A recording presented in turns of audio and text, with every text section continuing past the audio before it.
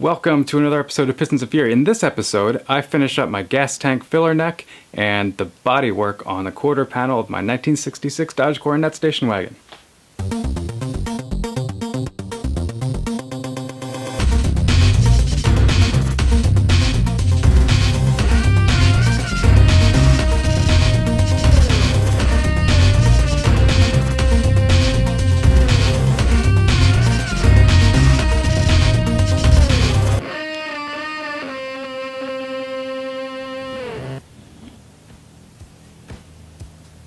Well, my garage leaks water. I don't know if that happens to anybody else, but I'm not in a professional YouTube studio here, so I'm just like everybody else, mostly. Alright, so what we're working on today is the fuel filler. We are going to wrap this guy up. I'm going to get this installed. Yeah, so that's what I'm going to be doing. This is complete, so I think I previewed this in the last segment of this part of the project. So what we have here is just a recap, so I don't ramble. Not sure what this is. I may actually omit this because there's no provision for it on the car, but this is the vent tube. I ended up going with a nylon braided, steel reinforced -12 AN hose. So that's all standard stuff. I think it was like $3 a foot, so this was probably like $6 or $7. This thing was the expensive part. That was like $40. This hose, I found, some guy selling it kind of surplus, marine grade hose. That was $20. So maybe this whole contraption is, I don't know, what does that come out to? $70, something like that. I guess it's kind of spendy, but you'd be surprised how expensive this stuff is once you start pricing it out. So anyway, I'm gonna get this installed. I've got some figuring out to do up here where this mounts in the car, so I'll show you guys that. And I also need to figure out what I'm gonna do with this, because I actually found that under the car, and I'll show you when I get under there, I've got a hose that comes directly from the gas tank, which is curved, and I may be able to get away with just using this thing the entire way to the tank, with maybe a little bit of a metal section that goes right into the tank where there's a grommet. So I'm going to get under there and figure that out. At some point I am going to be swapping out that tank, so I don't want to do anything that will make it too difficult to do that. So I will be adding a new tank and adding an EFI pump to that, so that'll be a separate project. But yeah, so I'm gonna probably clean up here a little bit and then get under the car and see what I can do to get this installed. Alright, so let's see, this is the pipe that I'm talking about. So this actually goes back here over the exhaust pipe and back into the gas tank where there's a rubber filler. So the question that I'm asking myself right now is, do I want to mess with that and risk damaging this rubber grommet and having to order a new one just to get this pipe out and replace it? Because with my flex tube, I can actually probably replicate this route and just have that flex tube come all the way down here. So yeah, kind of wondering what I should do there. I think I'm gonna stick with this. I'm gonna leave it in place. I think that's the easiest thing versus expanding the scope on this project even further. Yeah, so I'm gonna try to see if I can bend my flex tube, get it to come down here, and then we should be good to go.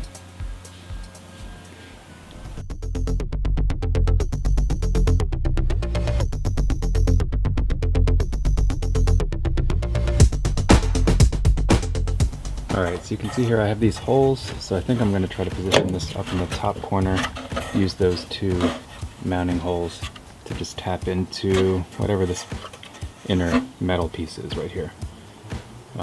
So I think that will give me enough room for the nozzle without hitting my fold down tail light, which will kind of be right here. Alright, so I have that. Just use a self-tapper. It's just I'm holding it in place right now. It's not the final install. That'll be a little cleaner, so I'm not even going to show you what that looks like because it's kind of ugly. Basically where I am is I have I've got these hoses kind of coming down through this don't even know what you would call it, like fender access port or something.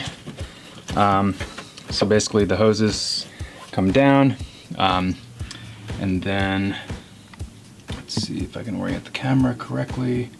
Yeah, so we've got this big guy, and then there's another where this paper towel is. This is the vent tube. I guess I can just pull that out. Can't see it. Yeah, right there. So that's the vent tube. So this braided hose, which is right in the way, will connect to that. And then I somehow have to maneuver this big hose back this way to connect to that. So we're over here, got to be over here. This should be interesting. And then I also have to go clean up that, it's like kind of a rubber thing that goes right here before I put these on. So I'm hoping I don't forget to do that. Yeah, so I'm gonna, yeah, we're gonna see if this is gonna work. This this should be interesting.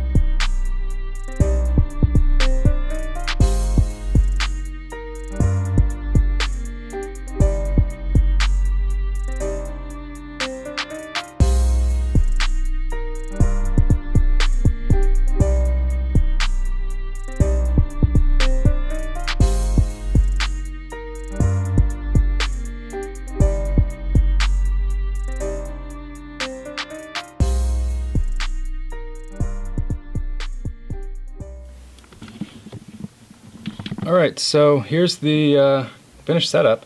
Got the hose all connected. I had to chop a little bit off this. I actually took it out. It wasn't a big deal. I probably could have run the hose all the way, but this is actually, I think this is kind of the ideal setup. So just kind of crosses over, keeps the rubber hose away from the exhaust pipe, which is great.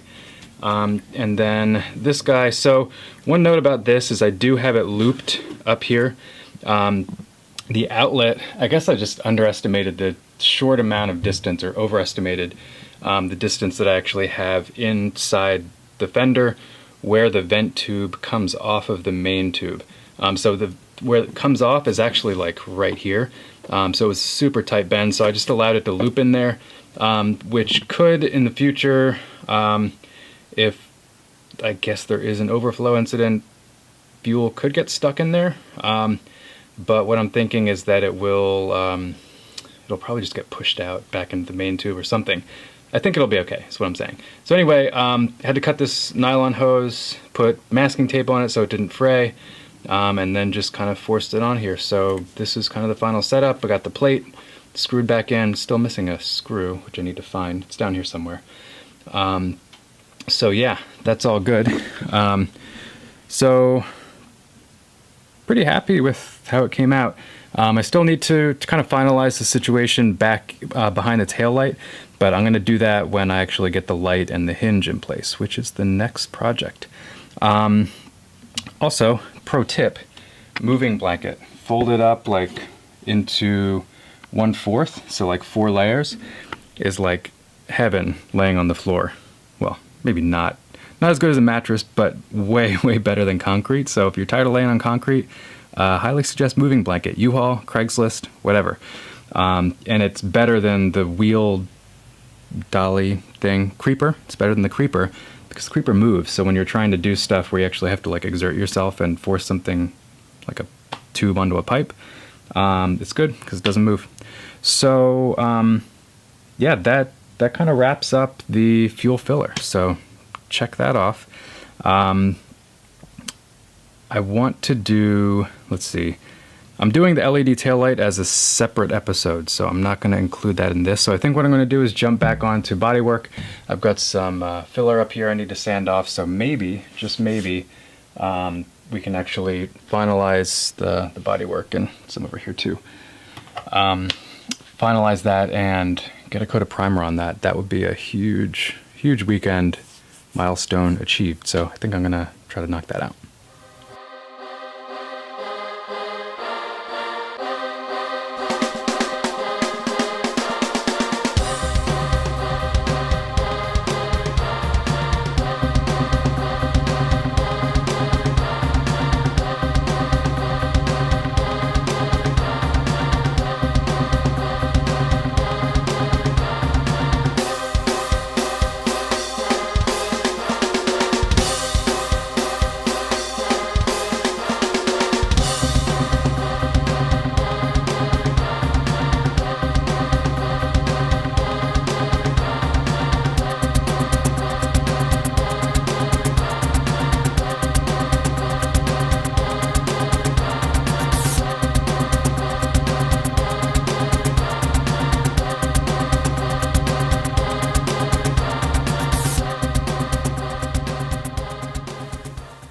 All right, so I'm going to call it a wrap here for this episode.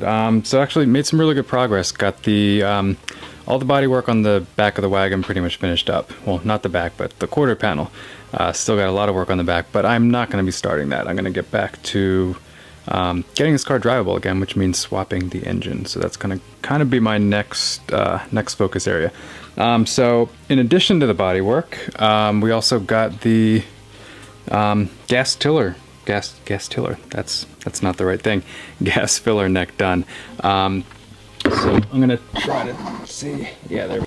Right here, that's the filler. It's secured with one screw for now. I'm gonna figure out a final mounting when I get the flip down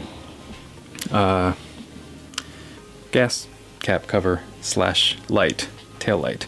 Back on the car. I just want to make sure I have the right clearance before I do that. So that's going to stay as is.